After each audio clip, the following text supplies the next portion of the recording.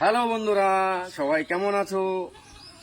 আমি সেই সব বন্ধুদের উদ্দেশ্যে বলতে চাই আজকে, যারা আমার এতদিন ধরে বাস দিয়েছো তাদেরকে বলছি অসংখ্য ধন্যবাদ।